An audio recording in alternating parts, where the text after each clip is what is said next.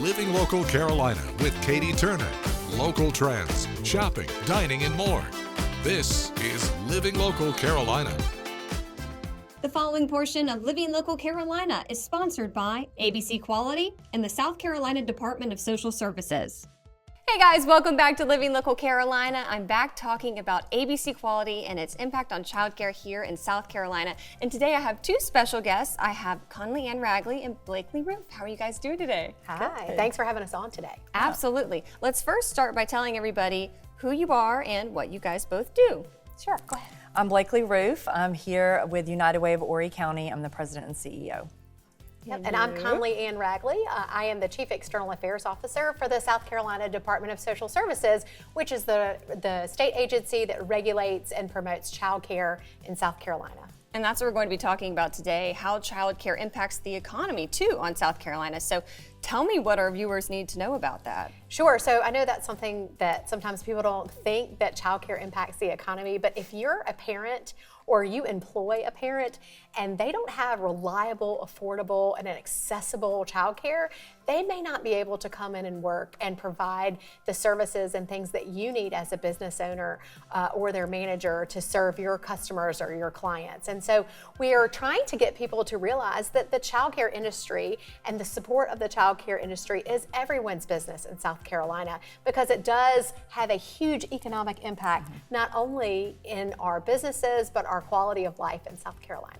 Definitely. And Blakely, you know, there are families that are maybe trying to work, but they can't work because they don't have access to help to childcare. Yeah, and with, not just the accessibility, but, the hours of certain child care centers, if you're working like in the hospitality industry, and a lot of times we'll hear from families that both parents want to work and they just aren't able because it just doesn't make sense financially to put a child in child care when it's going to cost more than what they make. Yeah, so what is the United Way here in Horry County doing about that problem? So the first piece is really the advocacy and letting people understand that. When we talk about one of our main priorities is early education, they're like, oh, well, I don't have kids, I'm not worried about that. But kind of going back, it really does make, it affects everybody. And the other piece is, when children are in quality childcare, they're learning those skills and tools that they need as they enter into kindergarten. And unfortunately here in South Carolina, our entering into kindergarten through the kindergarten readiness assessment isn't that great. And sometimes people say, oh, well, ready for kindergarten, I have my backpack and shoes, but it's so much more than that. And if you don't know, you don't know. And so we want to give parents the tools that they can work with their children to have them best prepared when they enter school. Definitely. And Conley Ann, you obviously deal with this on a daily basis. What are you guys doing to help out with the problem as well? Right, so as the regulatory agency, we're charged with health and safety of regulating child care centers, not just for the children that attend these centers, but also for the adults and the staff. But it goes so much further than that. So through our ABC Quality program, this provides technical assistance and training for those providers that want to enroll. It's a voluntary program that they enroll in. And remember too that if you go to a child care center and you see an A, B, or a C on the door, it is not like a restaurant inspection where you see a B or a C and you're like, ooh, I don't know if I want to eat there. These centers that are enrolled in ABC Quality are going above and beyond meeting the state minimum standards for health and safety. So if you see a B or a C on that door, they're exceeding the requirements that are set out for the state for health and safety. So of course we have tons of resources, dss.sc.gov. Our Child Care Resource and Referral Network that we fund in partnership with the University of South Carolina can help employers have lots of resources and really just trying to bring folks together in all aspects of our communities, whether it is social services, health, the business community. That's kind of our job here, and what we seek to do is really to get everyone on the same page and to understand that, yes, even if you don't have children, childcare impacts you whether you realize it or not.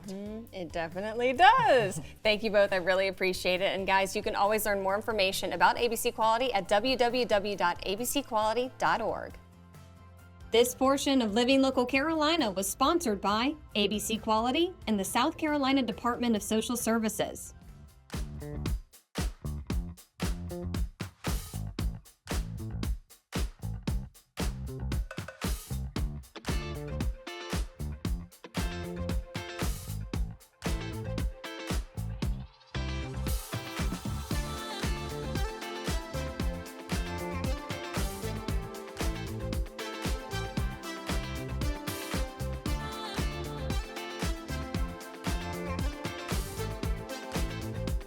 We'll be back right after this break with more Living Local Carolina. All right, guys, we have quite a treat today. I'm at R&R Dance Studio and I'm joined by Ro. How are you doing? I'm great. How are you? I'm so excited. We're gonna be doing some Latin dance today. What are we trying? We're gonna do bachata. All right, here it is, folks. Okay. So, what we're gonna learn today is that we are actually gonna learn bachata. So I'm gonna teach you how to dance this lovely dance called bachata. It's very user-friendly because of the fact that it is more on the slow side. Salsa is very fast, and so you do a lot of footwork whenever you do salsa, right? So we've grown, and this area really loves bachata because it's very user-friendly in the beginning. You can kind of grow it up and level it up to be almost as difficult as you want it to be. Love that. Like just Shag. yes, just like Shag. But funky just with it. like in the beginning, it's just so easy, and it'll be very, very easy going, so you don't have to stress out about Okay, anything. we're easing in the Yes, cable. yes, absolutely. So here's how we're gonna do this. So it is going to be a 3 steps and tap, okay? We're doing a partner dance, okay? This is something that they did in the Dominican Republic. That's where it comes from, Okay. So it's more of like, when you hear traditional bachata, it's gonna be a little bit more islandy and stuff like that, and fast and everything else, okay? But Lovely. what we're gonna do is that they've remixed a lot of these different songs and everything, so you have now English versions of bachata music, which Okay. is a lot of fun, okay? Okay. So the step is gonna go, you're gonna mirror me, yeah? We're gonna go 3 steps and a tap this way, 3 steps and a tap this way, ready? Okay. And go. 1, 2, 3, and tap, back 5, 6, 7, and tap, and a 1, 2, 3, and tap, and 5, 6, 7, and tap. That's it. Oh, that's it? That's it. Nice and easy, right? Okay. So now we can relax. There we go. We go 1, 2, 3, and tap, and 5, 6, 7, and tap, and 1, 2, 3, and tap, and 5, 6, 7, and tap. Now, as long as you remember your footwork, I can pretty much put you wherever I need to put you, okay? So one of your jobs as a follow is to just remember and make sure that you have your footwork down, okay? Okay. Now this is going to be a job and skill and goal for everybody, is to really hone in on their footwork.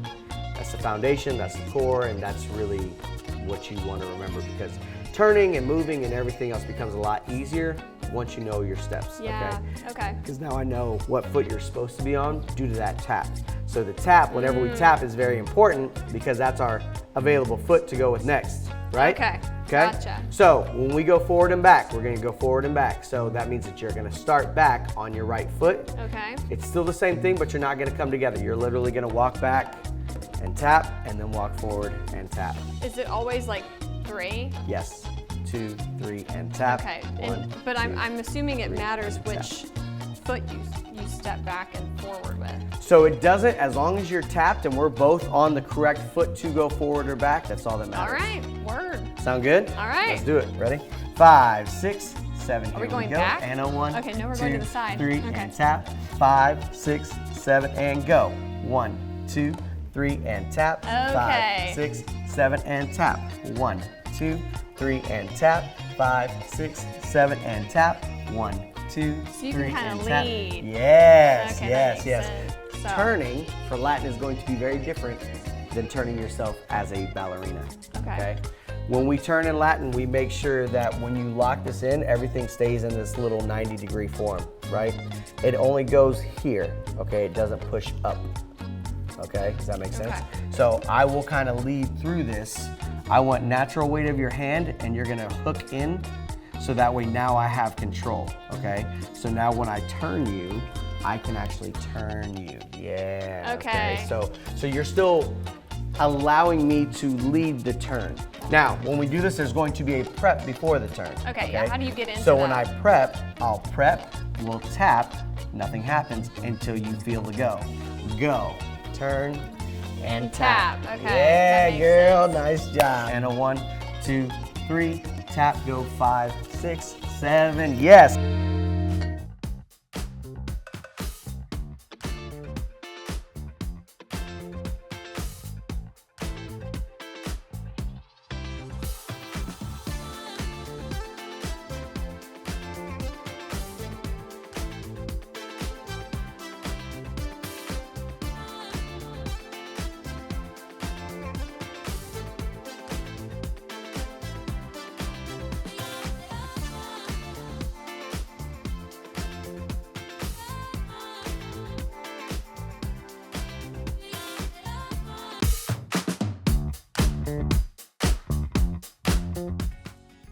The following portion of Living Local Carolina is sponsored by Wheelchair and Scooter of Myrtle Beach. Well, today I am back at Wheelchair and Scooter of Myrtle Beach, and I am with Bill. Thanks for having me back, dude. Oh, thanks for coming back. I have never been more comfortable filming a segment in my life. We are in these lovely chairs, which you don't always think chair whenever you think Wheelchair and Scooter of Myrtle Beach, but No, here sure we not. are. Why are these so important? And tell me about the technology that we were just chatting about. Well, these are called lift chairs. They do help you stand up, but you can't really think of these as medical equipment anymore. The technology's advanced. They're essentially the best recliner you'll ever sit in that also will help you stand up. They have so many features, of course, depending, you do have base models with single motors, things like that, but then you do have, like the one I'm sitting in right now, has about every feature available. It's got powered headrest, powered lumbar, heat and massage. Your arms right here do slide out. You got a charging pad for your Oh my cell gosh. phone, cup holder, all different. This one even has a tilt feature to, give you true leg elevation. So What does that mean exactly? it's called toes over nose. Get your feet up high enough to reduce swelling in your legs, things like that. A lot of people think straight out in front of you's enough, but though in the orthopedic world, they call it toes over nose. And these also have like massaging features, some of them, Yep, right? this particular one does, and you can get a lot of different chairs. They're customizable. You can order them with different fabrics, add heat and massage to them, different things like that. But this one I'm sitting in does have heat and massage, and it's not your standard just vibration either. It is actually air pockets. Kind of feels like the chairs you sit in at the mall sometimes. Feels like that on your back. So It's truly luxe. There's There's even a little charging pad in here. That's so cool. They are. They're extremely advanced compared to where they were 5-10 years ago. But there's a bunch of them. There's a lot of different chairs. We've used primarily 2 manufacturers. Both of them make really good products. So. Love it. And that's just the tip of the iceberg with what you guys cover here. Chairs, scooters, ramps, the whole shebang. Where can people learn more information and find you guys? You can see us on our website, our Facebook page, Scooter of Myrtle Beach, or come see us in our showroom at we're at 10764 Highway 707. This portion of Living Local Carolina was sponsored by Wheelchair and Scooter of Myrtle Beach. Smile! Smile!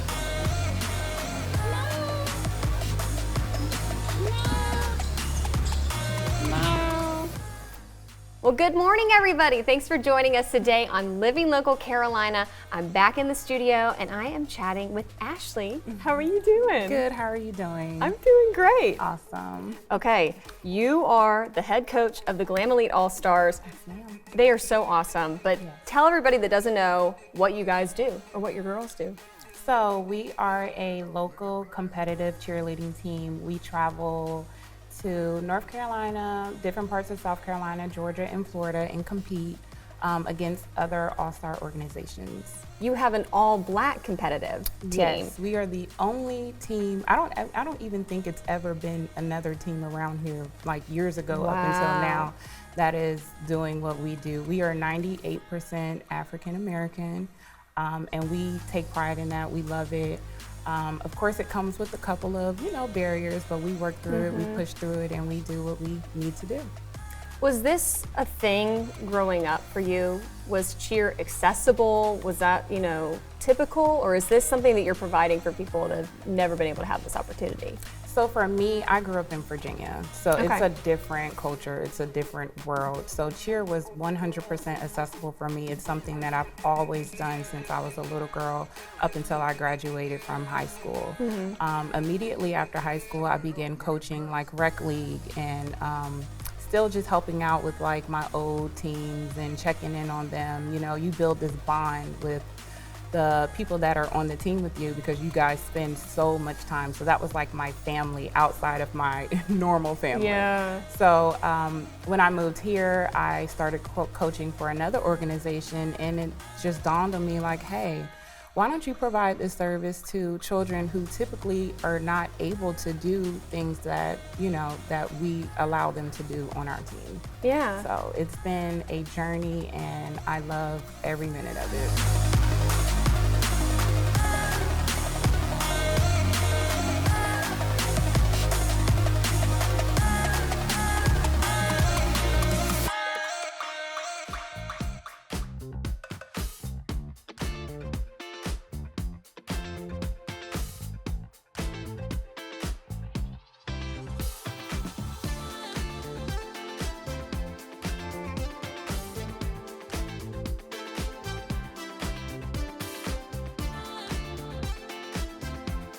We'll be back right after this break with more Living Local Carolina.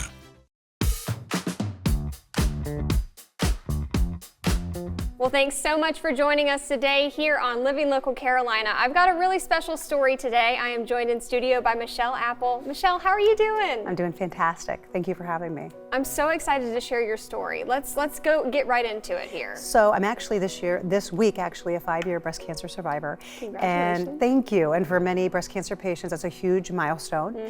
So my journey started when my diagnosis actually got missed.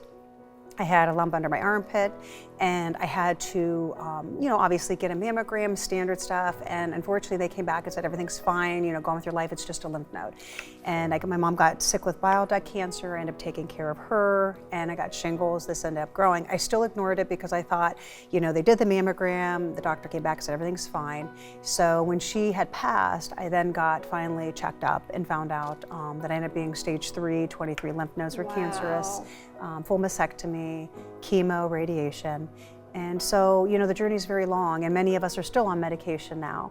So that was a huge part of me starting the foundation, because I wanted people to understand that when you do have a lump, that we do have to push for ultrasound and maybe advocate for ourselves a little bit more that maybe we don't know. So we do provide a mentor program with the Apple Breast Cancer Foundation, so that when a newly diagnosed patient comes through and they call and they need help or support, we mentor them with another patient that has gone through breast cancer. So again, we don't miss things like, you had a lump, you should have pushed for an ultrasound. Did they do a bone density scan in the beginning, or a nuclear bone scan?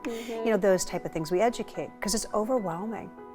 When you get that diagnosis and you're told you have cancer, it literally, you go through denial, you go through acceptance, and then you go through, for me, it was, I'm gonna fight this. There's no way I'm gonna let this breast cancer define me.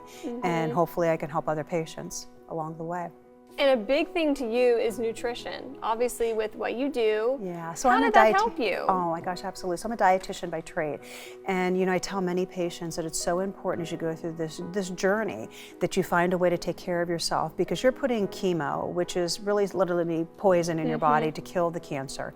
So I fought it back with things like fruits, vegetables, juicing, using other counteractive parts so that I could go in there and say, my gosh, I feel better by doing more fruits, more vegetables, eating a healthier lifestyle, which I did before, because people would say to me, Michelle, you're a dietitian, you work out, you take care of yourself.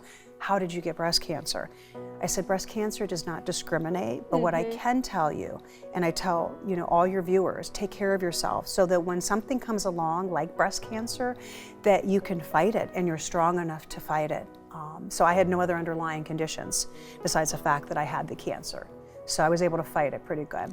Let's talk more about the fight. And that brings us to the bag that you're holding right there. You're able to really pay this forward now and help patients that are going through the exact same thing that you did. Yeah, so I wanted to educate, advocate. Our foundation helps with medical bills and travel expenses. And then the other special thing we do is the comfort bags. And why these are so important, I got a comfort bag as I was going through my treatments. And it contains things like a blanket, a message of hope, and then the message of hope that we did last year was from 7th and 8th graders. They actually drew pictures and they wrote messages, just simple things like, I'm thinking of you. I hope that this brings a smile to your face. So the standard stuff we have is lip balm, sanitizer. We're always looking for makeup bags. And so if any women out there have extra makeup bags, you have them laying around. What, Ipsy bags we were talking about, and Estee Lauder bags. We use them to put the items in, like the lip balm and sanitizer and so forth. So any donations are accepted, but the staple items are the Footies with Grip, the blanket, the lip balm, sanitizer, and that type of stuff. So we donate these to local cancer centers. So this year we went to McLeod Health Cancer Center. We did Grand Strand, Conway Medical Center, and then Coastal Carolina Cancer Centers as well. It's well needed in this area. There's many patients that are getting it. We'd love to do 300 to 400 is our goal. So we need your viewers to reach out and donate items, and then we deliver them right before the holidays to bring a smile to their face. So sometime in December, and then we take the donations all the way up into August. Perfect. Don't forget to like our page on Facebook and follow us on Instagram and Twitter. How to use the QR code. Just open the camera app on your smartphone, iPad, or tablet. Point your device at the QR code so the QR code appears on your screen. Your device will recognize the QR code and show you a notification. Click that notification and you'll come to our website.